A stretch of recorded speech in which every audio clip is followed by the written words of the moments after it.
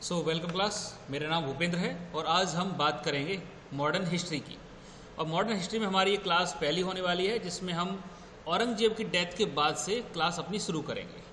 तो जो भी स्टूडेंट हैं, है ना, और उनकी ये पहली क्लास है तो वेलकम।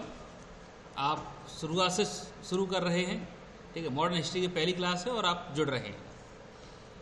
जब तक ये क्लास ख़त्म होगी मॉडर्न हिस्ट्री की, जब लास्ट क्लास होगी तब तक आपको बहुत कुछ क्लियरिटी आ जाएगी, बहुत चीज़ें आपकी कवर हो जाएंगी। शायद ही कुछ ऐसा रह जाए जो आपके एग्ज़ाम में कवर ना हो, लेकिन मैं अपनी पूरी कोशिश करूँगा कि 100% कवर कराऊँ और आपकी एक बेटर अंडरस्टैंडिंग डेवलप कराऊँ। देखो यूजुअली होता क्या है कि जो हमारे हिस्ट्री है वो स्कूलों में इस तरीके से पढ़ाई जाती है कि वो बोरिंग लगने लगती है, आदमी उब जाता है, नींद आने लगती है।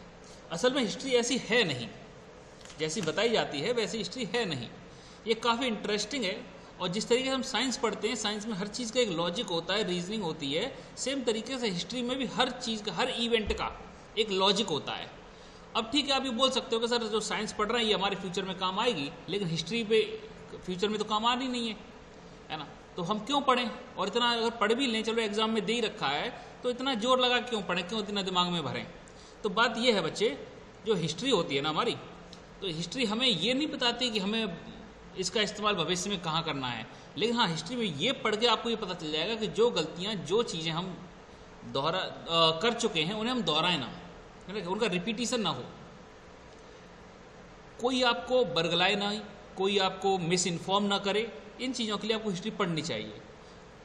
आपको ये पता होना चाहिए कि आप किस देश से ताल्लुक़ रखते हैं, उस देश का इतिहास क्या है, वहाँ के लोगों का कल्चर कैसा है, एटलीस्ट इतना आपको पता होना चाहिए। नहीं तो देखो क्या था कि जब अंग्रेज़ इंडिया में आए तो इंडिया के लोग हिस्ट्री नहीं पढ़ते थे, ये तुम्हारी तरह और ही हुआ करते थे, ये हिस्ट्री नहीं पढ़ते थे, इन्हें कोई लेना देना नहीं था हिस्ट्री से, ठीक है। लेकिन जब अंग्रेज़ इंडिया में आए तो इन्होंने कहा कि यार तुम्हारा तो कोई इतिहास ही नहीं है, तुम तो बेसहारा हो, अनाथ हो, तुम तो जाहिल हो, गवार हो, तुम्हारे यहाँ तो कोई डेवलपमेंट ही नहीं है। और क्योंकि उन्होंने कहा और हम मान गए, कारण ये था कि हमारे पास कुछ एविडेंस ही नहीं थे।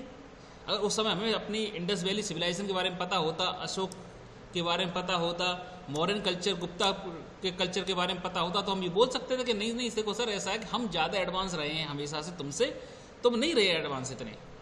लेकिन हमें क्योंकि पता नहीं था तो सामने वाले ने आया और हमको कहा कि तुम अंडर डेवलप्ड हो, तुम गरीब हो, तुम नीच हो, तुम अनएजुकेटेड हो, सब तरीके जो आरोप लगा सकता था हमें लगाया, हमें डिमोरलाइज किया और गुलाम बना के रखा, हमें एक्सप्लॉइट किया। तो एटलीस्ट आपके पास अपनी संस्कृति से, अपने देश के, अपने महापुरुषों के बारे में एटलीस्ट पता होना चाहिए कि आपका देश किस परिस्थिति से होकर गुजरा है। और आज आपको जो हिंदुस्तान मिला है, बड़ा आसान होता है ब्लेम करना किसी को भी कि देखो यार चाइना आज आज़ाद हुआ था और हम भी आज़ाद हुए, और चाइना कितना आगे निकल गया, हम कितने पीछे रह गए। तो उसका एक देखो हमारी सोसाइटी कैसी है, तो वो सब चीज़ें कैसे मिलेंगी आपको जानने को, हिस्ट्री से मिलेंगी, ठीक है। तो हमारी सोसाइटी में चाइना की सोसाइटी में अंतर है, हमारी कल्चर उनके कल्चर में अंतर है, हमारी वैल्यूज़ उनकी वैल्यूज़ में अंतर है, तब हम इस स्तर पर आए हैं। क्या हमें हिंदुस्तान मिला था, क्या हमने बनाया, और जो मिला था उससे पहले हम क्या रहे थे। तो ये पूरी एक जर्नी है हमारी सिविलाइजेशन की, तो ये चीज़ पता होनी चाहिए हमें, ठीक है। चलिए, अच्छा देखो एक और चीज़ होती है, जो आज आप मॉडर्न वर्ल्ड में जो प्रॉब्लम फेस कर रहे हो उनका कहीं ना कहीं रूट हिस्ट्री में होता है। आज की जो प्रॉब्लम है उनका रूट आपको हिस्ट्री में देखने को मिलेगा, और हिस्ट्री और बहुत ज़्यादा गहराई से देखोगे तो आपको उसका सॉल्यूशन भी वहाँ देखने को मिल जाएगा। क्योंकि आज आप जो प्रॉब्लम सॉल्व कर रहे हो, ऐसी कोई ना कोई प्रॉब्लम किसी न किसी टाइम पीरियड में फेस की गई होगी और उसका सॉल्यूशन भी निकाला गया होगा। मोस्टली क्या है कि देखो वो कहते हैं ना कि दुनिया गोल है ना, तो दुनिया गोल के साथ समय भी एक तरीके से गोल ही है, ये खुद को रिपीट करता है। आज आप जिस परिस्थिति में हो, इस परिस्थिति में हिंदुस्तान पहले भी रहा होगा, या हिंदुस्तान नहीं रहा होगा तो कोई और कंट्री रही होगी। उन्होंने क्या तरीके अपनाए, उसका क्या इम्प्लीकेशन निकला, हम दूसरों की गलती से सीख भी सकते हैं और एक बेहतर सोसाइटी के लिए काम कर सकते हैं। चलिए, तो भाषणबाजी बहुत हो गई, क्लास को शुरू करते हैं। देखो यूजुअली क्या है कि हमारी जो हिस्ट्री है 3 मेजर ब्रॉड कैटेगरीज में डिवाइड है। एक तो हमारी एंशिएंट,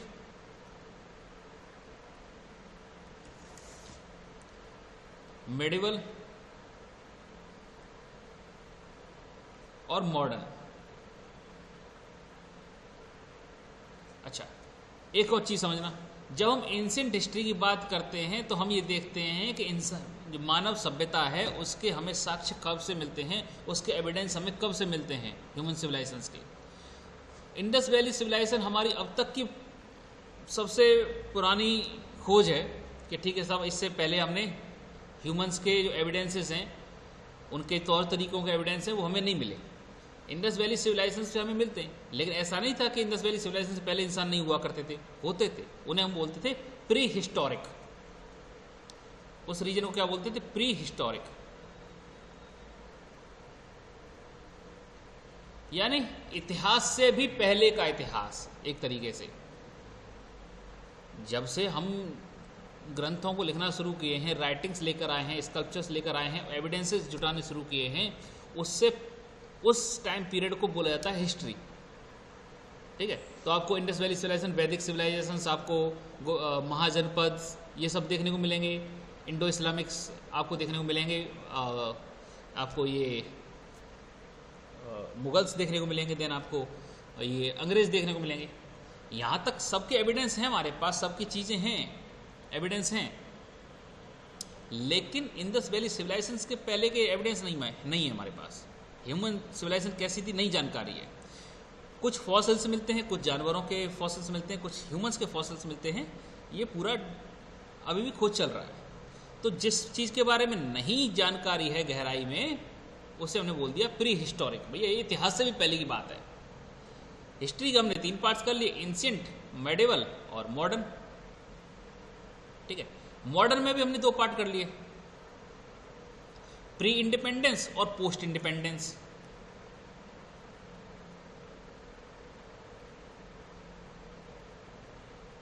प्री इंडिपेंडेंस और पोस्ट इंडिपेंडेंस।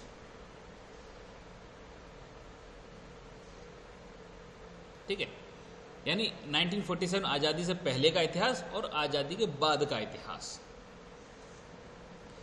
देखो, सपोज करो कि आप गुप्ता पीरियड में हो या मॉडर्न टाइम पीरियड में हो, उस समय के लोग क्या कहते होंगे अपने टाइम पीरियड को? मॉडर्न टाइम पीरियड बोलते होंगे। जैसे हम बोलते हैं ना कि हम बहुत मॉडर्न एज में हैं, तो उस समय के लोग भी बोलते होंगे। तो मॉडर्न जो शब्द है, ये कहीं रुका हुआ शब्द नहीं है, ये लगातार चलता रहता है। मुगल्स के टाइम पे मुगल्स अपने आप को मॉडर्न बोलते होंगे, दिल्ली सल्तनत के टाइम पे दिल्ली सल्तनत के लोग अपने आप को मॉडर्न बोलते होंगे। उससे पहले जाओगे अशोक अपने आप को मॉडर्न बोलते होंगे। उससे पहले जाओगे तो वैदिक कल्चर आया था, तो वैदिक कल्चर के लोग अपने आप को मॉडर्न बोलते होंगे। तो मॉडर्न क्या है? वो धीरे धीरे शिफ्ट होता रहता है। क्या है? शिफ्ट हो रहा है ना। तो अभी फिलहाल के लिए जिस एरा में आप जिंदा हो, ठीक है, वहाँ का हम जो मॉडर्न हिस्ट्री कंसीडर करते हैं, वो कंसीडर करते हैं फ्रॉम द 1707 से आज तक, टिल टुडे। हो सकता है कि आज से 200 साल बाद, 500 साल बाद मॉडर्न हिस्ट्री का जो टाइम पीरियड है वो चेंज हो जाए। मे बी द पॉसिबिलिटी, बहुत अधिक संभावना भी यही है कि हो सकता है कि जब आप 300 साल बाद आपके जो बच्चे हैं इतिहास पढ़ें, तो ये संभावना ये है कि हो सकता है कि तब मॉडर्न जो टाइम पीरियड की शुरुआत हम 1947 से करें, या हो सकता है 2000 से करें। तो ये टाइम पीरियड चेंज होता है, तो मतलब कुछ फिक्स नहीं है। एंशिएंट जहाँ से शुरू नहीं होता, जहाँ से जानकारी नहीं है, वो पूरा टाइम पीरियड एंशिएंट में डाल दिया। कब तक डाल दिया? 635 AD तक। यानी एक हर्षवर्धन नाम के राजा हुए, ठीक है, जिन्हें किंग हर्ष बोला गया या किंग हर्षा बोला गया। इंग्लिश की यही बड़ी समस्या है, वो नाम को बिगाड़ देता है। ठीक है, तो उनके टाइम पीरियड तक, उनके कार्यकाल तक, उनके राज्य तक हमने टाइम पीरियड डिवाइड कर दिया। अब ऐसा कहीं कोई मैंडेटरी नहीं है, लेकिन मोस्ट ऑफ द हिस्टोरियन बैठे और उन्होंने कहा कि यार एक काम करो, हिस्ट्री बहुत बड़ी हो गई है, इसको कुछ पार्ट्स में डिवाइड कर दो ताकि हमको पढ़ने में समझने में आसानी हो जाए। ठीक है, तो जहाँ से पता नहीं है वहाँ से 635 AD तक हमने एंशिएंट को कवर कर लिया।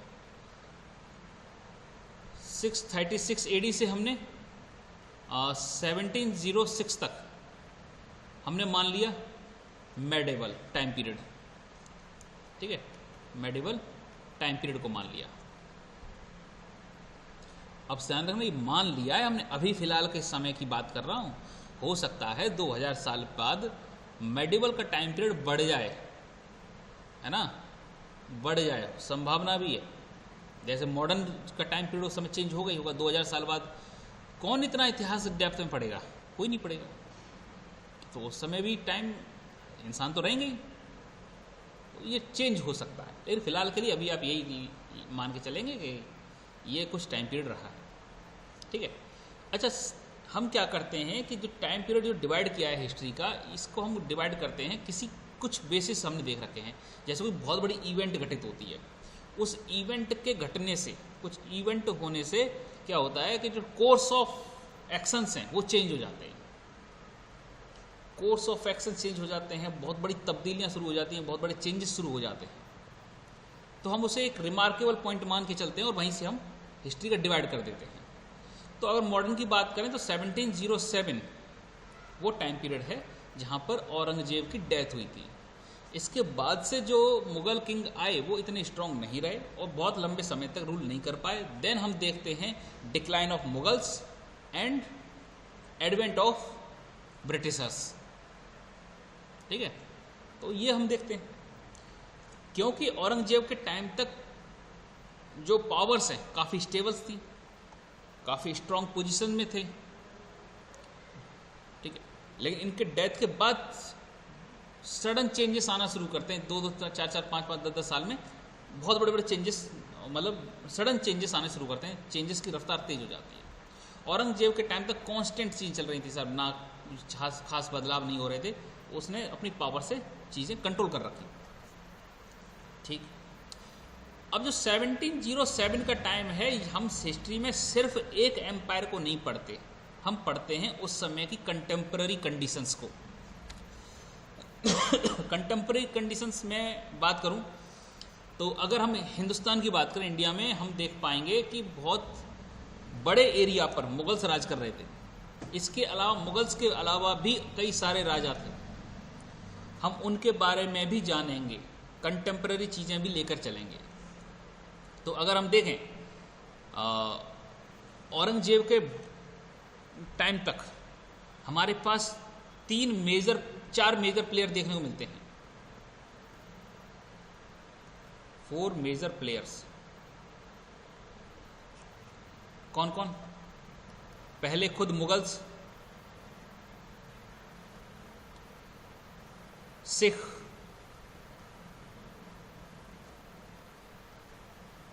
राजपूत,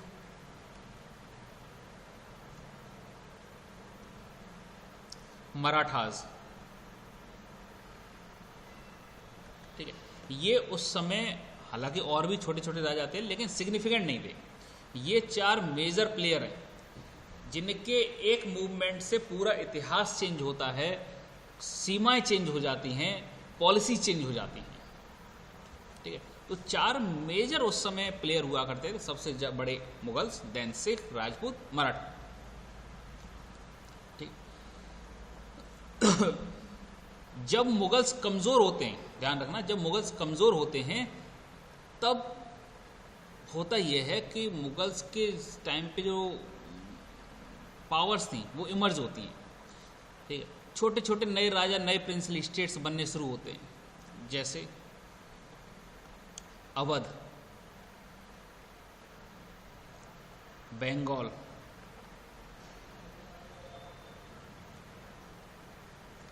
हैदराबाद,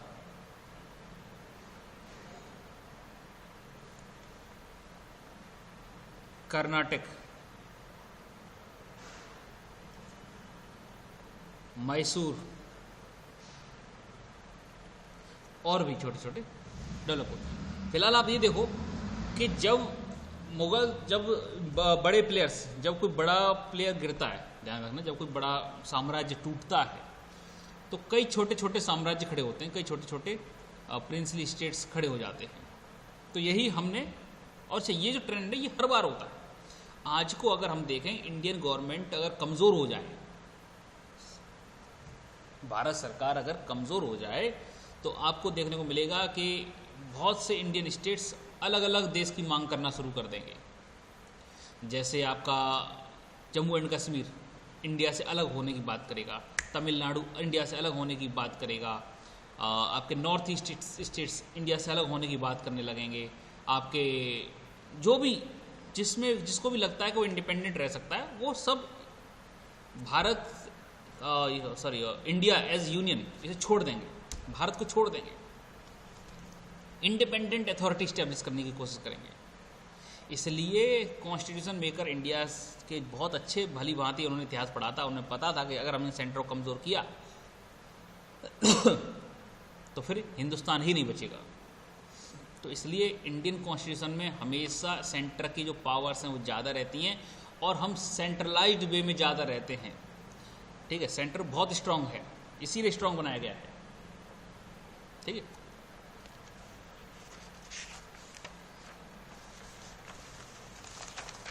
चलो कुछ फैक्ट्स हैं। देखो, औरंगजेब की हम बात कर रहे थे। अब ये जो औरंगजेब है, इसके पिताजी का नाम क्या था? शाहजहां।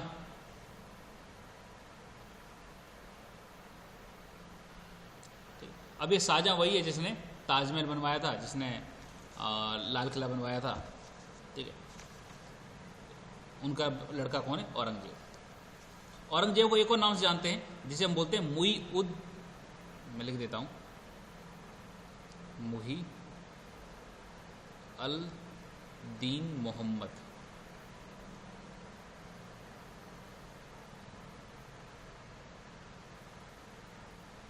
मुही अल उद्दीन मोहम्मद।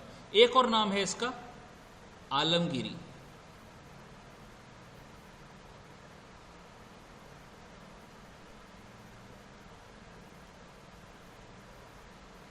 ठीक है, क्या है? आलमगीरी।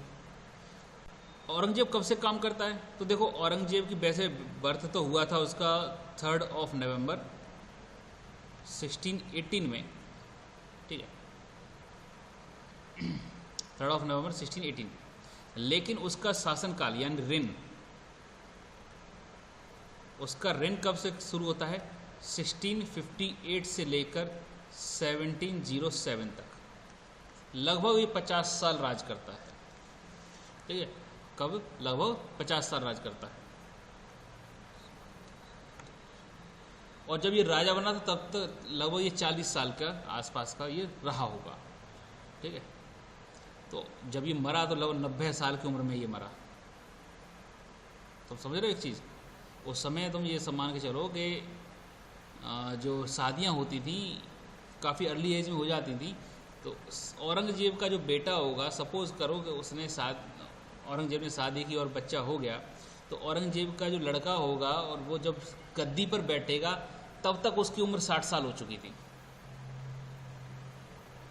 औरंगजेब 40 साल की उम्र में राजा बना और औरंगजेब का लड़का जो है वो 60 साल 65 साल की उम्र में राजा बनता है। और सोचो, जो 65 साल में राजा बनेगा, हमारे यहाँ रिटायर हो जाते हैं लोग। ठीक है,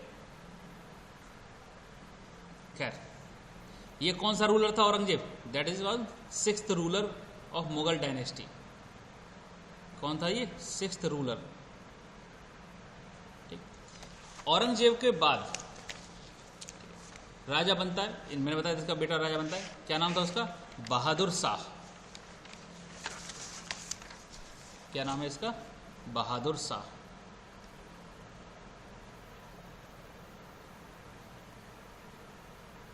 बहादुर शाह कब राजा बनता है? जाहिर सी बात है इनके मरने के बाद ही राजा बनेगा। 1707 से कब तक? 1712 तक, यानी 5 साल ही ये राज कर पाता है और फिर मर जाता है। वो ऑब्वियसली उम्र भी है। और ठीक है,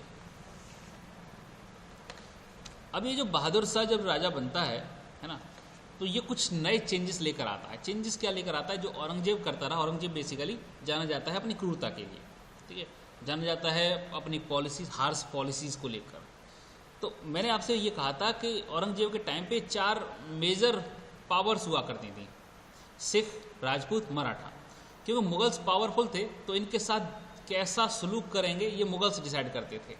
तो औरंगजेब बहुत हार्श सलूक करता था सिख के साथ, राजपूत के साथ और मराठा के साथ, जिससे हुआ ये कि लगातार औरंगजेब और मराठा, राजपूत, सिख इनके साथ युद्ध चलते रहे।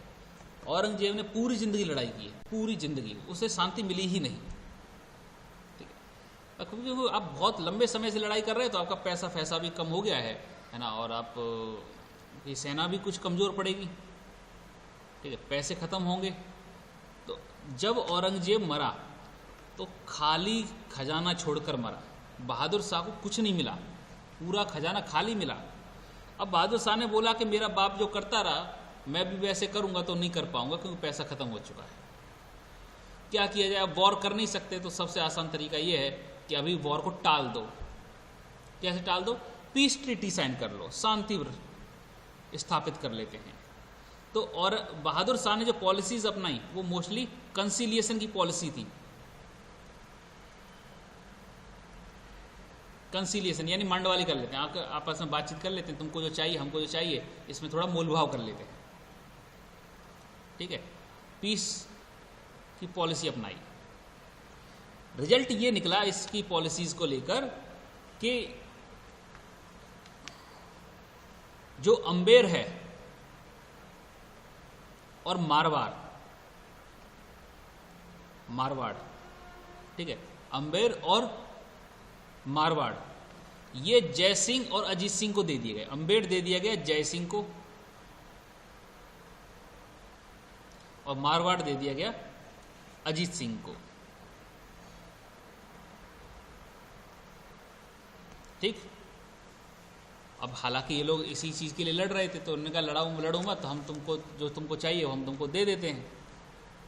साथ ही साथ राजपूतों की खास बात यह है कि वो पैसों के लिए तो लड़ते ही हैं, ठीक है, राज्य के लिए तो लड़ते ही हैं, लेकिन एक चीज़ के लिए बहुत ज़बरदस्त लड़ते हैं, वो उनका मान सम्मान। उससे वो कतई कोई चीज़ समझौता करते नहीं। अब इन्होंने कहा कि देखो यार, जो हमें चाहिए था वो तो तुमने दे दिया, लेकिन अभी इज्जत बाकी रह गई है, हमको चाहिए फुल इज्जत। क्या चाहिए? फुल इज्जत। किसने डिमांड की? राजपूतों ने, यानी जय सिंह और अजीत सिंह ने। बहादुर शाह, क्योंकि बहादुर शाह के सामने जो समस्या थी ये सेम समस्या रही है अकबर के टाइम पे। अकबर ने जब अपना रूल इस्टेब्लिश किया तो उसे भी इनसे राजपूतों से लड़ना पड़ा, और अकबर ने इन्हें बहुत अच्छी तरीके से मैनेज किया। अकबर ने इनसे कहा कि तुमको क्या चाहिए? इन्होंने कहा हमको चाहिए फुल इज्जत। अकबर ने फुल इज्जत दी, सबको राजा बना दिया, सबको महाराजा बना दिया, सबको जो चाहिए, जितना रिस्पेक्ट चाहिए भर भर के रिस्पेक्ट दिया। सारे राजपूत खुश, तो ईमान सम्मान बना हुआ है, अच्छी बात है। बहादुर शाह ने भी अकबर वाली पॉलिसीज अपनाई और इनको भर भर के मान सम्मान दिया। ठीक है, इनको अपने कोर्ट में बड़े अधिकारियों के तौर पे नियुक्त कर दिया। ठीक है,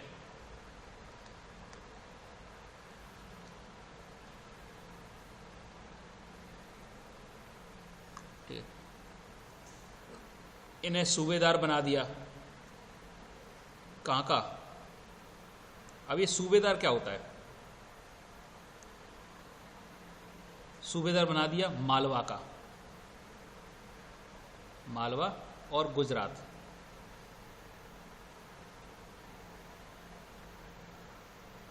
ठीक है, मालवा और गुजरात का क्या बना दिया इन्हें? सूबेदार बना दिया। सूबेदार ऐसे समझो, सपोज करो कि आपके पास एक कंट्री है, ठीक है, अब इस कंट्री में आप यहाँ पर राज कर रहे हो, आप इसे कंट्रोल कर रहे हो, ये आपकी कैपिटल हो गई। अदर पार्ट्स को जैसे अपने यहाँ पे क्या है, हमने स्टेट्स में डिवाइड कर रखा है, वैसे ही इन्होंने सूबों में डिवाइड कर रखा था। ठीक है, तो अपने स्टेट्स को डिफरेंट डिफरेंट सूबों में डिवाइड कर रखा था। तो एक सूबा दे दिया किसी एक व्यक्ति को और उसका हेड बोला जाएगा सूबेदार। तो सूबा बेसिकली क्या है? A piece of land. एक प्रांत समझ लीजिए, बड़ा एरिया, ठीक है। जैसे गुजरात, मालवा पूरा दे दिया। किसे दे दिया? अजीत सिंह को। और क्या बोला कि आप इसके अब सूबेदार हो, इसे संभालिए। इन्होंने कहा ठीक है, अब लड़ना ही क्यों है, जब ठीक है राज करने को मिल रहा है, सम्मान मिल रहा है, तो लड़ाई बंद। यहां से इनकी लड़ाई हो जाती है बंद। अभी एक व्यक्ति और नाराज थे,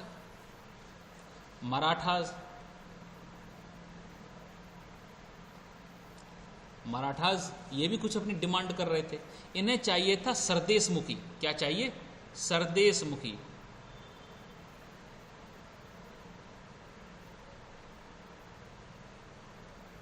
ठीक है, सरदेशमुखी। सरदेशमुखी एक तरीके का टैक्स है। क्या है? एक टैक्स है जो कि नॉन मुस्लिम्स पर लिया जाता है। ठीक है,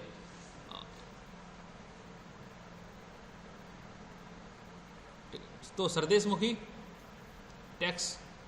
अब मराठा ये चाहते थे कि डेक्कन का जो टैक्सेस है कलेक्शन, वो हमारे हाथ में दे दिया जाए।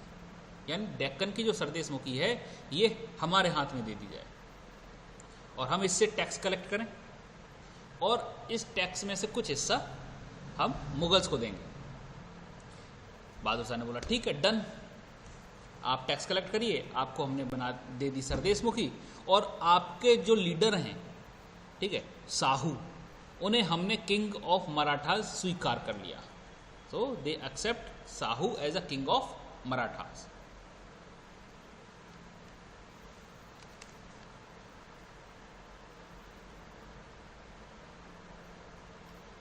साहू एज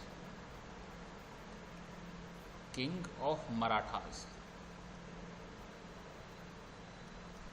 ठीक है, साहू को बोल दिया कि भैया तुमको हम राजा मानते हैं मराठाओं का, और टैक्स कलेक्ट करने का भी अधिकार आपको दे दिया। मराठास हो गए शांत। अभी एक व्यक्ति और रह गए। मैंने आपको 3 पावर्स बताई थी, एक और रह गए। कौन? सिख। ये भी कुछ मांग रहे थे सर। क्या बोल रहे थे? ये तो फिर मांग ही क्या रहे थे, ये तो फिर इनको ख़त्म ही करने पर तुले हुए थे। बहादुर शाह ने बोला कि देखो सर ऐसा है कि हमको भी रहने दो, है ना, ठीक है सर रहने दो। क्या करें? हम आपको मनसबदार बना देते हैं, यानी एक अच्छी पोजीशन, एक अच्छा रिस्पेक्ट वाला ओहदा हम आपको दे देते हैं। तो मनसब वॉज ग्रांटेड। मनसब वॉज ग्रांटेड, मनसब दे दिया सब। ठीक है, और उस समय जो सिखों के लीडर थे गुरु गोविंद सिंह, ध्यान रखना, उन समय सिखों के सबसे बड़े जो गुरु थे उस समय वो थे गुरु गोविंद सिंह।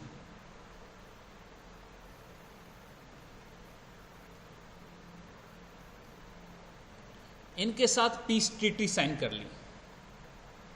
ठीक है, तो इनके साथ क्या कर लिया भैया? शांति समझौता, कि आप हम पर हमला नहीं करोगे, हम आप पे हमला नहीं करेंगे, और आपको हम सम्मान देते रहेंगे। आप अपने एरिया में राज करते रहो, हम अपने एरिया में राज करते रहेंगे, कोई किसी पे हमला नहीं करेगा। ठीक, इन्हें भी मना लिया। अब क्योंकि आप हर किसी को मनसबदार बनाते जा रहे हो, हर किसी को मनसब ग्रांट कर रहे हो, मनसब बेसिकली बड़ा एरिया लैंड का, वो दे दिया गया। ठीक है, बस दे दिया गया, उसके बदले में कुछ लेंगे नहीं। मराठास को कह दिया था, उन्हें डेक्कन दे दिया, लेकिन बदले में टैक्स ले रहे हैं। ठीक है, बदले में टैक्स ले रहे हैं। अजीत सिंह और जय सिंह को अम्बेर और मारवाड़ दे दिया, वो दे दिया। मालवा और गुजरात का सूबेदार बना दिया, यानी टैक्स कलेक्ट ये लोग करेंगे और दिया मुगल्स को जाएगा। लेकिन मनसब जो चीज़ है ये एक तरीके से एक पीस ऑफ लैंड दे दिया, जिसमें से ना वो वापस लिया जाएगा कभी, ना कभी स्नैच किया जाएगा, ऐसा ही कहा गया, और टैक्स भी नहीं चाहिए। तो जब आप रेकलेस ग्रांट्स करते जाओगे, हर किसी को जो मांगे सो देते जाओगे, आपके पास बचेगा क्या? कुछ नहीं बचेगा। तो जब बहादुर शाह ये काम करता गया, देखो सर, है ना, तो एट लास्ट बहादुर शाह के पास बचा कुछ नहीं। पैसे भी गए, लेकिन कुछ समय के लिए शांति जरूर मिल गई। कुछ जगह के लिए शांति जरूर मिल गई, है ना।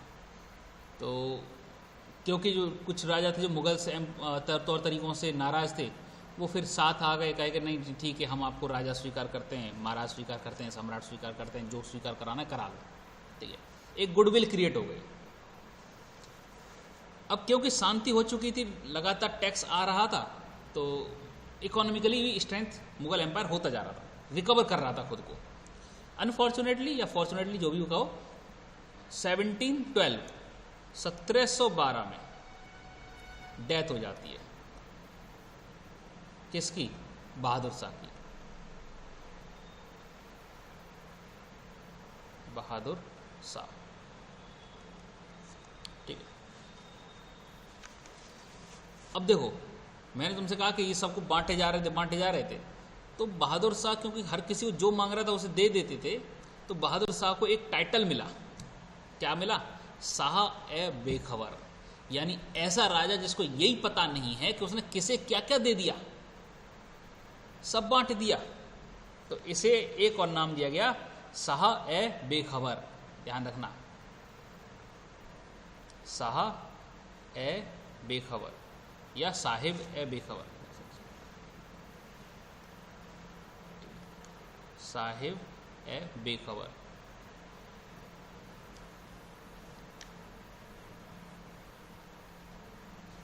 शाह ए बेखबर या साहिब ए बेखबर, एक ही बात।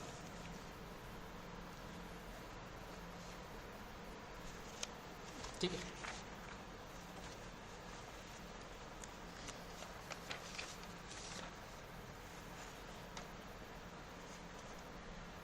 अच्छा, एक और चीज़, मैंने आपसे कहा कि बहादुर शाह ने पीस ट्रीटी साइन कर ली और गुरु गोविंद सिंह साहब को अपने पक्ष में ले लिया, शांत कर लिया। लेकिन सिख और बहादुर शाह के बीच में बहुत लंबे समय तक शांति बरकरार नहीं रहती है। कारण, जब ये शांति समझौता हो गए, उसके बाद सिखों में एक बड़े लीडर हुए हैं, बड़े फाइटर हुए हैं, बंदा बहादुर।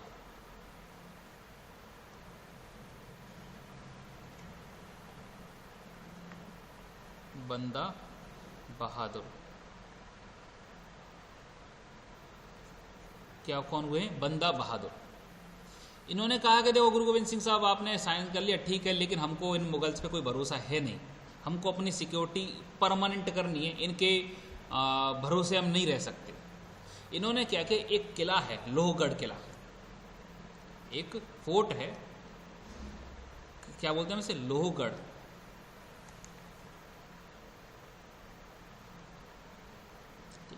इस पर रातों रात धावा बोल दिया, और क्योंकि इस लोहगढ़ फोर्ट को बनवाया ही गोविंद सिंह जी ने था, लेकिन ये अंडर था मुगल्स के, तो इन्होंने इसे रिकवर करने के लिए रातों रात हमला बोल दिया। अब क्योंकि पीस ट्रीटी तोड़ दी गई, बंदा बहादुर नाराज हो गया, बोला कि यार ये तुम क्या कर रहे हो यार, पहले तो बोलते हो शांति समझौता, फिर यार उसी चीज़ पे हमला कर देते हो, तो शांति समझौता रद्द, अब तुम हमारा कहर देखोगे। ठीक, बंदा बहादुर मार्च करता है, ठीक है, लोहगढ़ की तरफ। अब क्योंकि रास्ते में जा रहा है, उसने देखा कि यार लोहगढ़ जो है उसके आसपास छत्रसाल और बुंदेलाज, ये लोकल चीफ हैं, लोकल छोटे छोटे राजा हैं, अगर हम इनकी भी मदद ले लें तो आज लड़ाई हमारे लिए आसान हो जाएगी। तो बंदा बहादुर, सॉरी कहाँ गया वो, Bahadur Shah plus Chhatrasal plus Bundelas,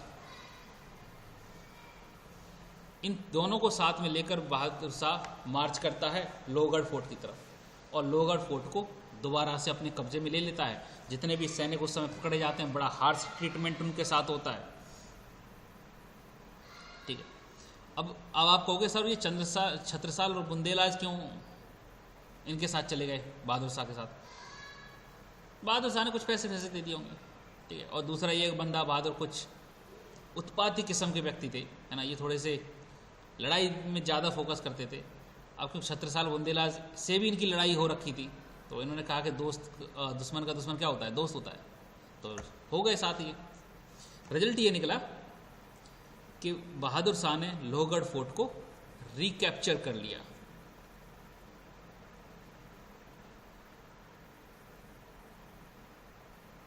recapture कर लिया,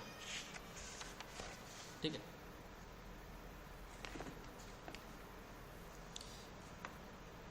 इसके बाद बहादुर शाह के बाद नया राजा आता है जिसको हम बोलते हैं जहांदर शाह।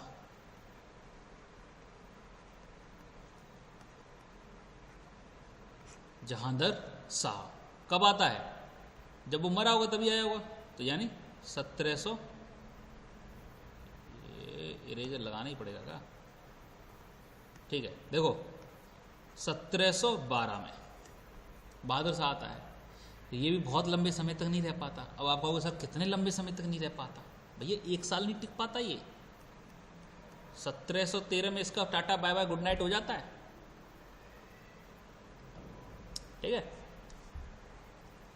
कारण जब बहादुर शाह मरा उसके बाद, क्योंकि बहादुर शाह की जो पॉलिसी थी वो बड़ी वैसी थी, शांति वाली पॉलिसी थी, है ना। और क्योंकि मरा तो सिर्फ औरंगजेब ही था, औरंगजेब के जो बनाए हुए अधिकारी थे, ठीक है, जो बनाए हुए नोबल्स थे, वो सब औरंगजेब वाली सोच रखते थे। तो जब बहादुर शाह मरा तो ये सब चाह रहे थे ये बहादुर शाह मर जाए, क्योंकि ये औरंगजेब वाले पैटर्न पे काम करने के आदी हो चुके थे जितने भी इसके अधिकारी थे। तो जैसे ही बहादुर शाह मरता है ये देखते हैं कि सर कोई ऐसा राजा ना बन जाए जो फिर से बहादुर शाह की तरह काम करना शुरू कर दे। तो बेसिकली जब एम्पायर कमज़ोर होता है, जब हाथी कमज़ोर होता है तो कुत्ते भौंकना शुरू कर देते।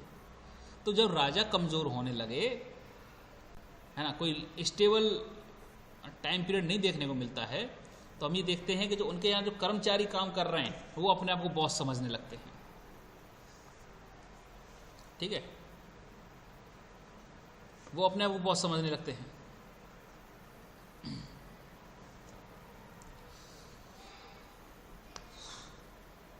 अब क्योंकि बहादुर शाह की डेथ अचानक हुई थी तो कोई राजा उन्होंने नियुक्त नहीं किया था, कोई उत्तराधिकारी नियुक्त नहीं किया था।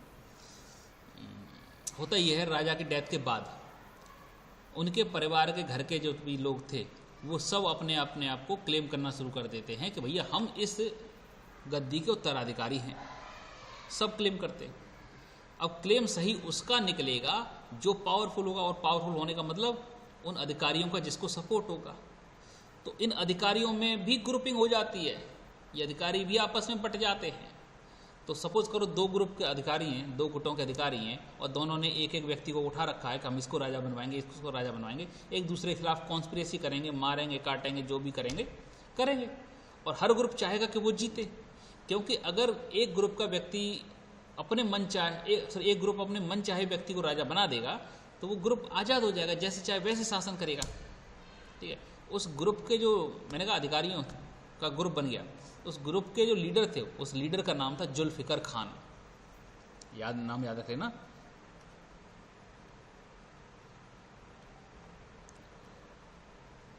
जुल्फिकार खान। अब ये जुल्फिकार खान था, इसने जहांदर शाह को पकड़ के राजा बनवा दिया। हालांकि जहांदर शाह की कोई औकात नहीं थी राजा बनने की, लेकिन जुल्फिकार क्योंकि बड़ा पावरफुल अधिकारी था, नोबल था, है ना, इसने पकड़ा जहांदर शाह को, बोला कि तुम राजा बन रहे हो और हम तुमको सपोर्ट करेंगे, बनवा दिया। अब क्योंकि जहांदर शाह राजा बना था जुल्फिकार की मदद से, तो जुल्फिकार को भी कुछ ना कुछ चाहिए था, हर किसी को पावर चाहिए, पैसा चाहिए। तो जुल्फिकार राजा नहीं बन सकता था, इसे बना दिया गया वजीर। क्या बना दिया गया? वजीर। क्योंकि नाम जहांदर शाह के नाम पर पूरा राज चल रहा है, लेकिन राजकाज का जो भी काम था वो जुल्फिकार कर रहा था। अब सोचो जो वहाँ पर अधिकारी होंगे, है ना, वो सब यही कहेंगे ना कि साहब देखो नाम राजा तो जहांदर शाह है, काम सारा जुल्फिकार कर रहा है, तो आपस में थोड़ी घृणा तो होती है कि यार हम भी वही सिपाही हैं, तू भी वही सिपाही है, तेरे को इतना अच्छा ट्रीटमेंट मिल रहा है, तेरे को मिल कैसे रहा है, तेरे को हम गिराएंगे पहले। तो सेम चीज़ होती है।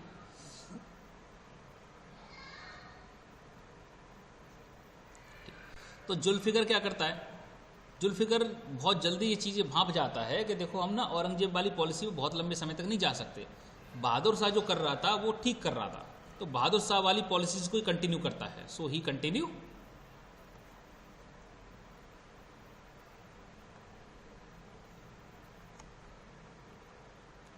Policies of Bahadur Shah.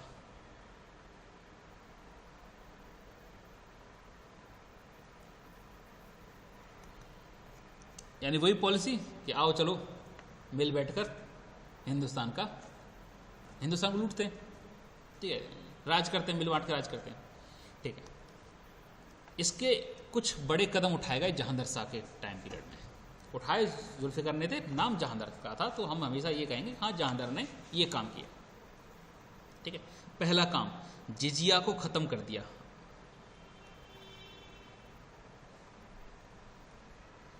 जिजिया को खत्म कर दिया। अब आप बोलोगे जिजिया क्या है, तो जिजिया एक तरीके का टैक्स है जो कि नॉन मुस्लिम्स को देना पड़ता है, ठीक है।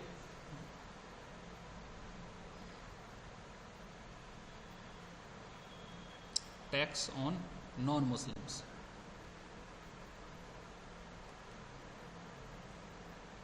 ठीक, ये लगता था तो इसने खत्म कर दिया। दूसरा बड़ा काम, क्योंकि सवाई मानसिंह को जयसिंह को हमने क्या बनाया था, कहाँ गए जयसिंह साहब, कहाँ हो, हाँ, जयसिंह को हमने अम्बेर का कार्यभार सौंप दिया था, ठीक है, अम्बेर का गवर्नर बना दिया था, ठीक है। जयसिंह ने बोला कि ठीक है तुमने अजीत सिंह को सूबेदार बना दिया, हमको क्या बना रहे हो, अगर हमको नहीं बना रहे तो फिर लड़ाई तलवारें फिर तैयार है हमारी। मैंने कहा भाई क्या चाहते हो, हमको भी रिस्पेक्ट चाहिए अजीत सिंह के बराबर, क्या चाहिए, हमको इज्जत चाहिए भाई, ठीक है, तो दे दी इज्जत। जो जयसिंह जी थे,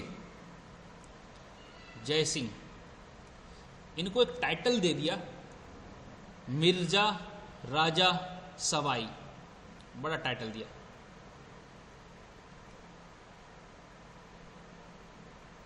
टाइटल क्या दिया, मिर्जा राजा सवाई, ठीक है, मिर्जा राजा सवाई। तो इन्हें बोला जाने लगा सवाई जय सिंह, राजा सवाई जय सिंह या मिर्जा राजा सवाई जय सिंह। अब देखो इसमें कोई पैसा लगा नहीं, लेकिन काम पूरा हो गया, ठीक है। अब अजीत सिंह ने बोला कि भाई ऐसा है कि तुमने मिर्जा राजा सवाई जय सिंह बोल दिया, हमको भी तो इज्जत चाहिए। तो साहब आपको सूबेदार बनाया था हमने, तो नहीं, अब इज्जत ज़्यादा चाहिए। क्या चाहिए साहब, इज्जत ज़्यादा चाहिए, ठीक है साहब, इज्जत ले जाओ भर भर के। क्या करो, अजीत सिंह को बोल दिया महाराजा अजीत सिंह। अब अजीत सिंह फूल के खुश, क्या बोल दिया ने, महाराजा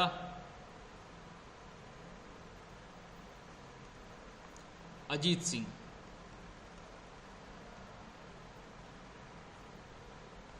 अजीत सिंह ने कहा यार ये बढ़िया सिस्टम है, नया राजा आए नए टाइटल ले लो यार, नई इज्जत ले लो, बढ़िया है, ठीक है।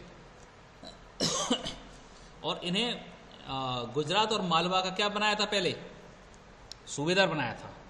क्या बनाया था, सूबेदार। अब इनको गुजरात का गवर्नर बना दिया। क्या बना दिया, गुजरात का गवर्नर,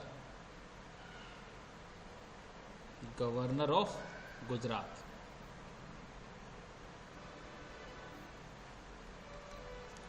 ठीक, कोई दिक्कत नहीं। अब सोचो 1 साल के टाइम पीरियड में इतना सब कुछ किया गया है। अब बोले अच्छा देखो एक ट्रेंड देखना, जैसे औरंगजेब मरा, बहादुर शाह आया, तीनों पहुंच गए, कौन, सिख, मुगल, मराठा, अपनी अपनी डिमांड लिस्ट लेकर। जैसे ही बहादुर शाह मरा, जहांगीर शाह आया, तीनों पहुंच गए अपनी अपनी डिमांड लिस्ट लेकर। तो इधर राजपूतों को शांत कर दिया कि तुमको क्या चाहिए, इज्जत चाहिए, तो भर भर के दे दी। मराठा पहुंच गए, मराठा बोले कि देखो ऐसा है कि हमको ना सरदेशमुखी तो मिल गई, है ना, हमको सरदेशमुखी तो मिल गई, हमको अब चौथ भी चाहिए। चौथ भी एक तरीके का टैक्स है, ठीक है। तो मराठा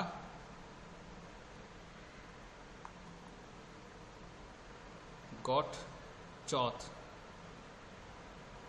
ऑफ डेक्कन, ठीक है।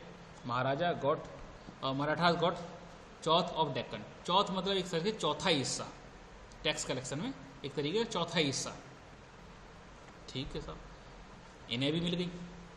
अब मराठा फिर शांत, यार ये डिमांड लेकर ऐसे मान गया, अब कैसे लड़ोगे? नहीं, अभी रुक जाओ, बाद में देखेंगे। अब आते हैं सिख, बोले कि यार हमको क्या चाहिए, हमको भी कुछ दो।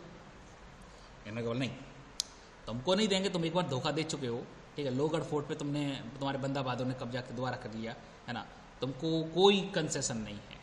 तो पॉलिसी ऑफ ऑपरेशन कंटिन्यूड, ठीक है। तो policy of operation against Sikh, ठीक है, इनके खिलाफ यही चीज चलती रहती है। अच्छा, एक बड़ा सुधार हुआ टैक्स कलेक्शन को लेकर जहांगीर शाह के टाइम पर, जिसे हमने बोला इजराह। क्या बोला? इजराह।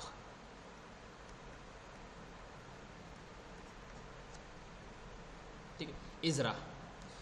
यूजुअली क्या होता है कि देखो, पहले टैक्स कैसे कलेक्ट किया जाता था कि आपने कोई खेती की, ठीक है, और उस खेती पर अधिकारी जाते थे खेतों में, और आपने जो भी प्रोड्यूस किया है ना, उसमें से जो भी टैक्स बनता था वो कलेक्ट करते थे। अब ऐसा होता ही है ताकि लोग रातों रात सारी फसल काट लेते थे और गायब हो जाते थे, यानी टैक्स कलेक्शन बड़ा डिफिकल्ट हो गया था, ठीक है। टैक्स कलेक्शन बड़ा डिफिकल्ट हो गया। उन्होंने कहा टैक्स ऐसे कैसे कलेक्ट होगा, एक तो कोई फिक्स पैमाना नहीं है हमारे पास, कोई फिक्स तरीका नहीं है कि हम कैसे टैक्स को नापेंगे कि इस व्यक्ति पर कितना टैक्स लगना चाहिए और कैसे कलेक्ट करेंगे। तो एक बड़े हुए हैं, क्या नाम है उनका, मेजरमेंट का सिस्टम दिया है उन्होंने, राजा टोडरमल।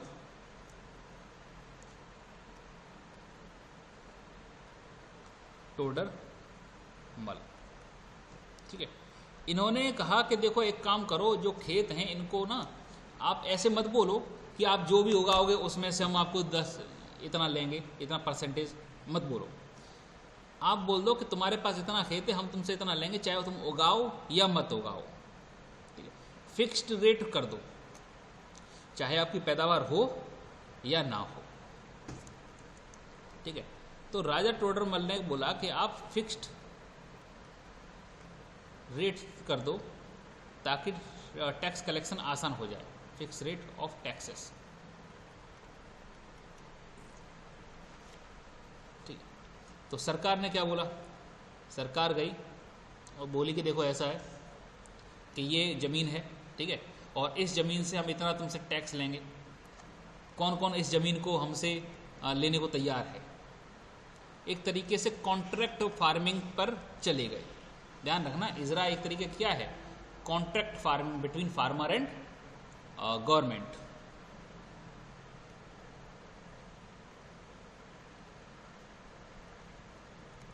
ठीक है, बिटवीन फार्मर एंड गवर्नमेंट।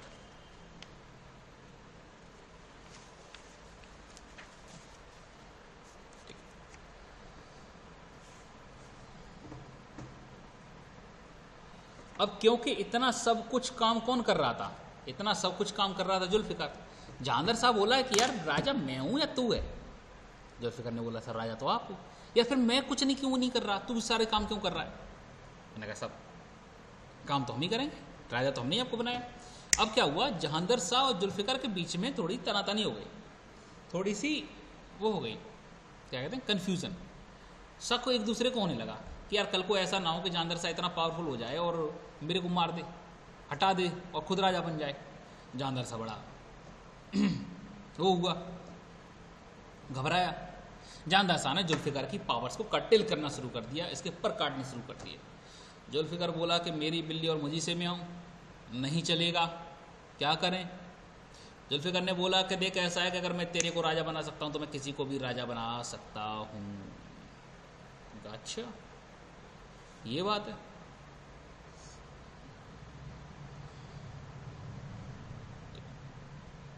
अब क्योंकि जहांदर शाह और जुल्फ़िकार के बीच में ट्रस्ट खत्म हो चुका था, ये दोनों ही एक दूसरे के खिलाफ षड्यंत्र करने शुरू कर दिए थे। इसी का फायदा उठाते हैं सैयद ब्रदर्स। इनकी आपस की लड़ाई का फायदा उठाते हैं सैयद ब्रदर।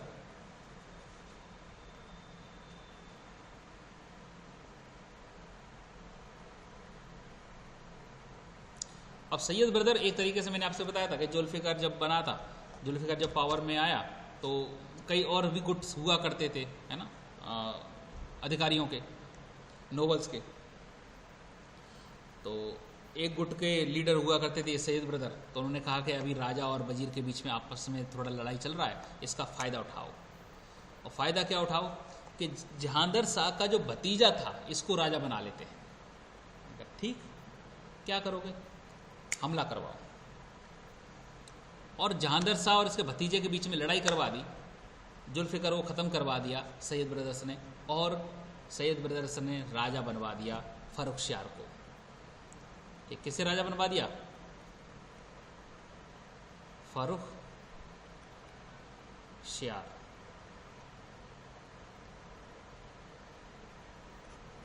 फ़र्रुखशियार को। अब फ़र्रुखशियार की कहानी से हम नेक्स्ट क्लास में शुरू करेंगे।